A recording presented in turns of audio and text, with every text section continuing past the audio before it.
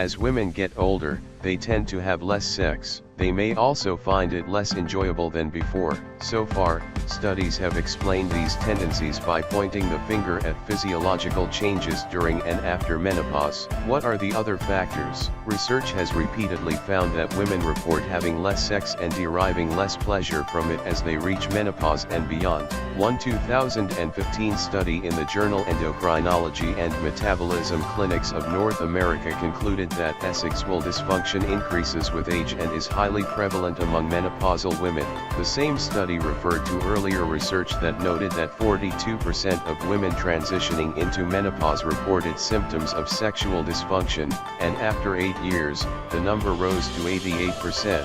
Why does this happen? Doctors tend to focus on the physiological aspects, such as vaginal dryness and changes in estrogen levels, that may make sex more difficult or less enjoyable during and after menopause. However, these are not the only factors that have an important impact on a woman's libido or sex life.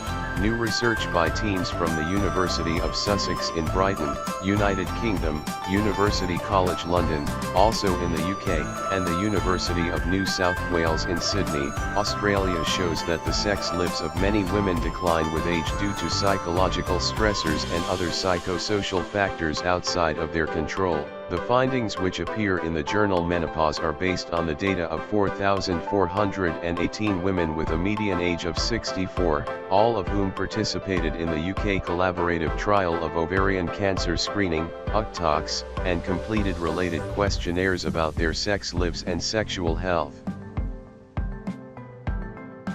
The women who responded to the UCTOX questionnaires answered questions regarding their levels of sexual activity and sexual function, as well questions regarding their reasons for not engaging or engaging less frequently in sexual acts. At baseline, the researchers saw that 65.3% of the respondents had a romantic partner, while only 22.5% said they were sexually active. These trends decreased over time, with sexually active women reporting having sex less frequently and finding it more uncomfortable. The team's qualitative analysis revealed that as time went on, the main reason a woman would not have sex was because they did not have a partner. In most cases, this was related to widowhood. I have been a widow for 17 years. My husband was my childhood sweetheart. There will never be anyone else, one participant said. Besides not having a partner, some women also cited overwhelming family responsibilities as a reason for not seeking sexual gratification. There is no sexual activity in my life at present because I do not have a partner, and I feel my role in life at present is to bring up my 12-year-old son. Relationships come second, one woman responded. However, women also reported that many other factors affected the frequency of sex in their lives. By order of importance, these are the fact that their partner had a medical condition that impacted their libido or sexual function, a partner's sexual dysfunction, the woman's own health issues, physical symptoms related to menopause, prescription medication affecting their own libido or sexual function. As for having a low libido, many women said that problems in their romantic relationships, the logistics of organizing sex, and the way in which aging affected their self-image and self-confidence usually caused this. Only a small minority, 3%, reported optimistic and positive sexual experiences, the researchers write in their paper. Also, 1 in 8 women in the study experienced sexual problems, but only 2% referred to hormone therapy, the authors note.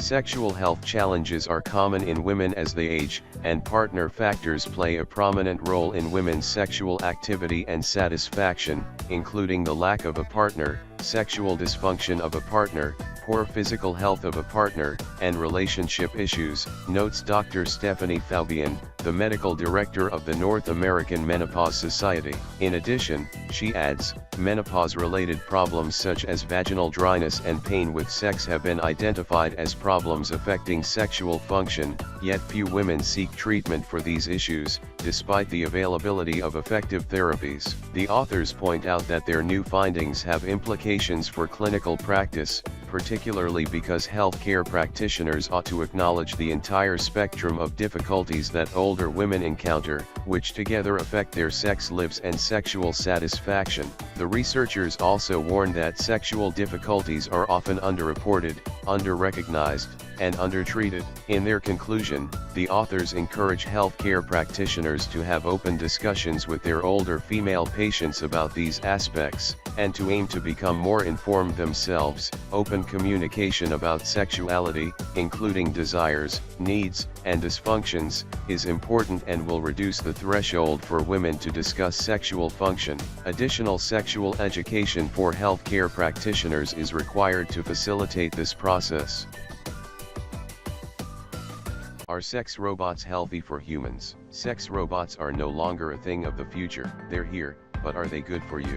Completely artificial and programmed by computer chips, the reasonably lifelike sex robot is marketed by sex doll maker Realbotix for $15,000, R191370. According to manufacturer, Realbotix, she's equipped for intimate relations but is also the perfect companion.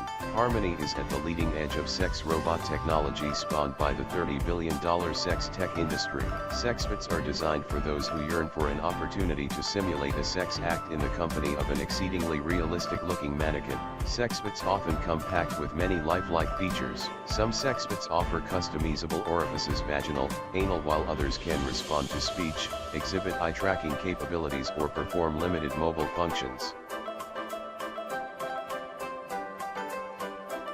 Are sex robots simply high-end sex toys, or might they serve a grander therapeutic purpose, helping to channel or curb bad behaviors, rape or pedophilia, for example, that might otherwise be inflicted upon real people? A pair of British researchers decided to try and answer these questions. We found a number of health claims were being made, which we analyzed, explained study CO author Chantal Cox-George.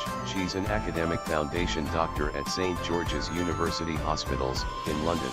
That sexbots might help save sex, be therapeutic for people with sex or companionship problems, and might reduce sexual abuse of children, but in the end, we were unable to find any empirical evidence in the medical literature to support or refute any of these, she said. Along with her CO author Susan Bewley, of the Women's Health Academic Center, Cox-George figured there must be some scientific literature exploring the clinical pros and cons of sexbots. After all, as of 2018, 4 companies are already marketing adult sexbots, with one company even offering consumers a childlike iteration, known as a pedobot.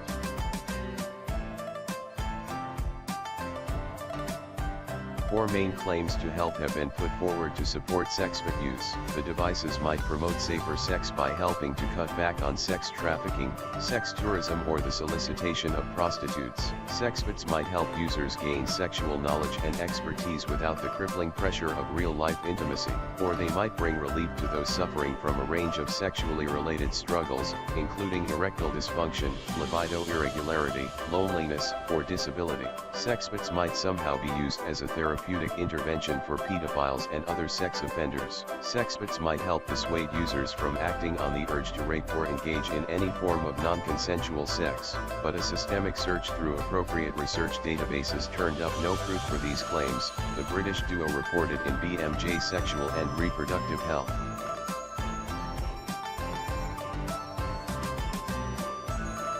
Kathleen Richardson is an ethics professor at De Montfort University in Leicester, England. She told the Washington Post that sex robots represent an intrusion of machines in human relationships. She also believes the device's perfection and compliance might numb men to relationships with real women. It offends me that they think a human woman is like a machine, Richardson said. So Bewley and Cox-George tried to investigate the evidence for these anti-sexbot theories that they would cause men to expect real women to be constantly available for sex. The airbrushed and largely hairless features of sexbots might promote unrealistic expectations of beauty. Sexbots might actually increase the urge to inflict sexual violence on real people. but there was simply too little evidence available to support or deny these claims, the researchers found. Their take-home message, based on the lack of evidence, which is at the heart of medical professionalism, we advise that sexbots shouldn't be used in medical practice, at least not unless that forms part of robust and ethical research. Noel Sharkey is Professor Emeritus of Artificial Intelligence and Robotics at the University of Sheffield, and co-founder of the Foundation for Responsible Robotics. He told the Post that Bewley and Cox George's research was extremely rigorous and actually delved into hundreds and hundreds of journals. Douglas Hines, chief executive of sex robot maker True Companion, said that Roxy, our sex robot, provides what every adult needs: unconditional love and support. The ability to feel the loving embrace of a lover is a right every adult should be granted. We provide a solution to help adults meet their social as well as sexual needs.